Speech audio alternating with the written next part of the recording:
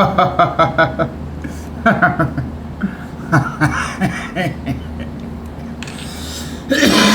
my god, it's so cold in the room, and then it's equally hot and humid with a heat advisory alert and also a pollen alert. Let's jump right in.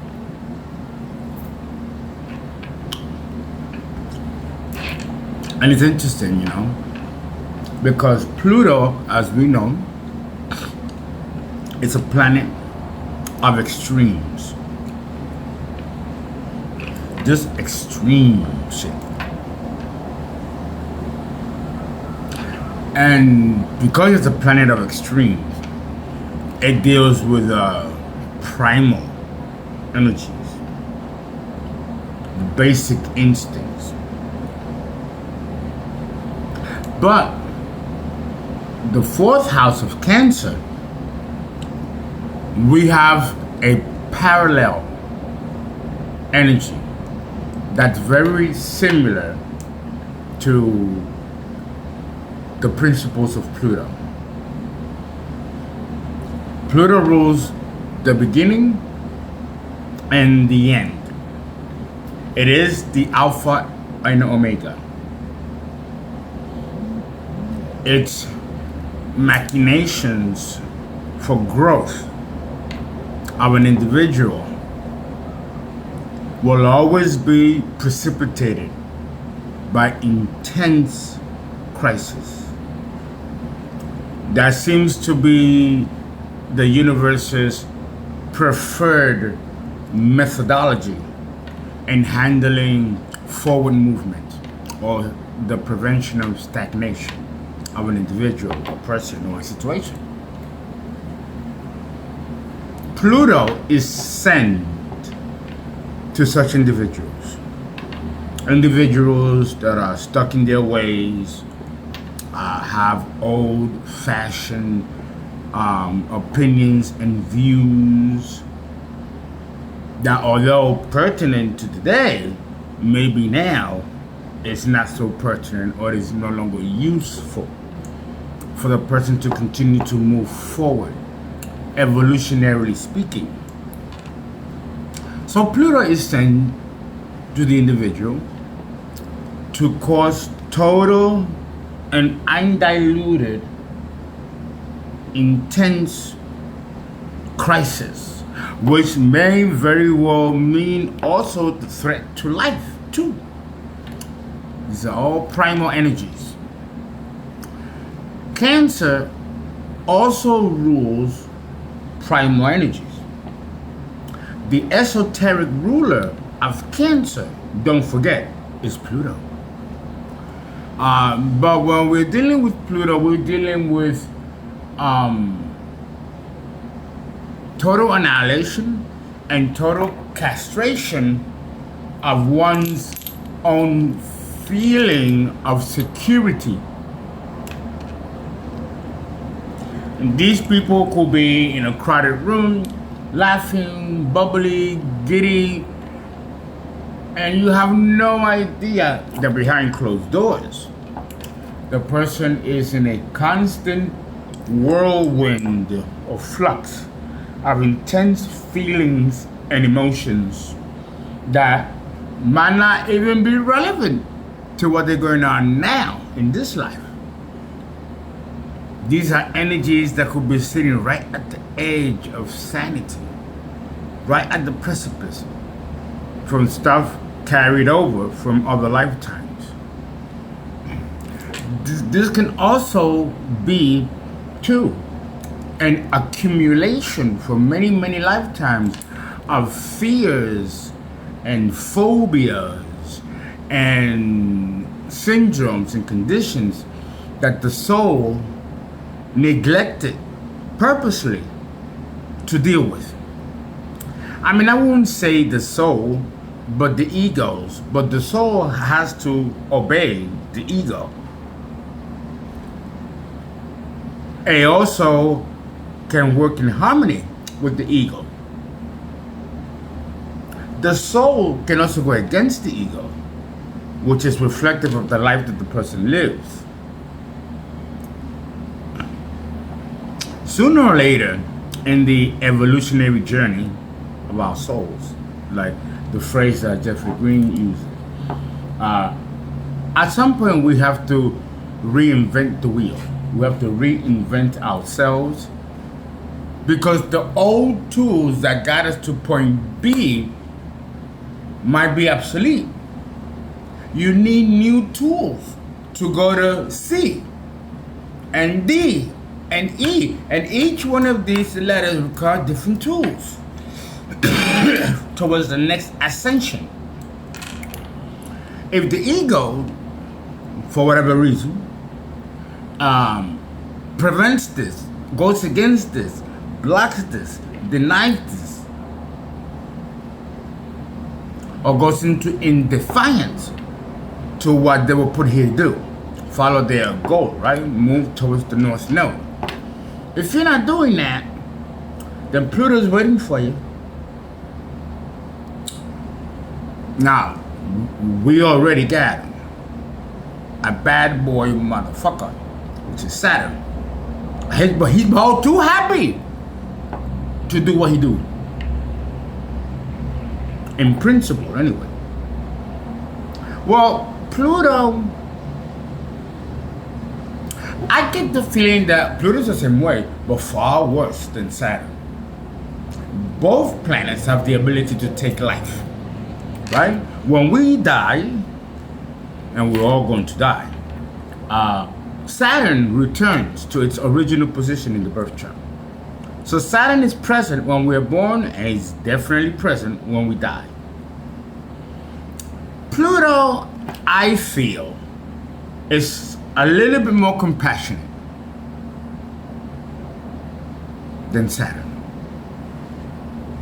Pluto to me is like, oh, damn, I gotta get off my throne. I was alone here in the underworld, minding my business. Now I just got an order from the cosmos that I gotta go and take care of this. Oh, yeah. I don't think Pluto really is, I don't think he takes delight in seeing people be broken from whatever falsehood they've created throughout their life to basically nothing. But that's what Pluto does. He takes off the mask. And he does it in a ruthless way that could cost you your life. Saturn does it too.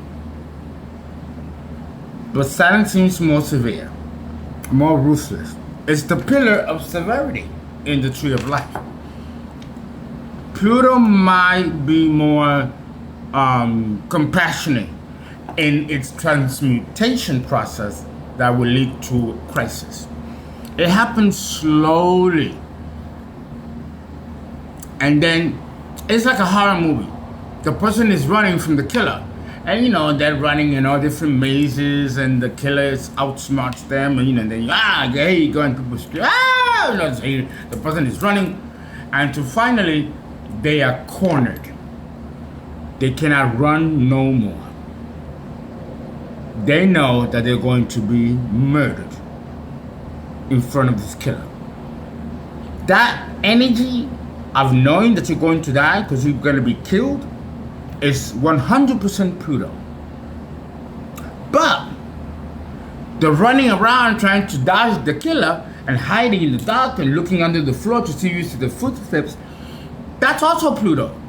Because the prospect that you get caught and killed, or you might have to get into a struggle and kill someone, and that could be tough if you've never killed someone before. To understand that the threat to life is the energy that Pluto is very much concerned with. Cancer, on the other hand, sign, house, and also the planet, the moon, the satellite, are also concerned with life and death issues. Issues of primal needs. Issues of security and sustainability. And building a foundation that's going to ensure from descendants to descendants to generations, that this security will be met, that it will be sustained. That's why people get Roth IRAs and annuities and financial shelters. They're acting out of the Cancer need to protect their stability and sustainability. And it is a smart thing to have bank accounts and have trusts. These things are designed to protect security and sustainability. That you don't run into a situation where now you have to deal with life and death survival. It's tough energy to be put in that position. But know that Pluto is like the last card that the universe will use to enforce a necessary and much needed change. And it does this always with Pluto on a soul level, which will affect the ego and all the other types of consciousness that we possess. When Saturn is involved in that kind of crisis, you're supposed to heed to the warning. If you don't heed to the warning, then the universe through transits and progressions are going to warn you. And then when those sirens are over and the bell stops ringing, okay, now we have to send Pluto in there. What's up? What's going on here? Neither planet show mercy in the process of how they cause transformation and change.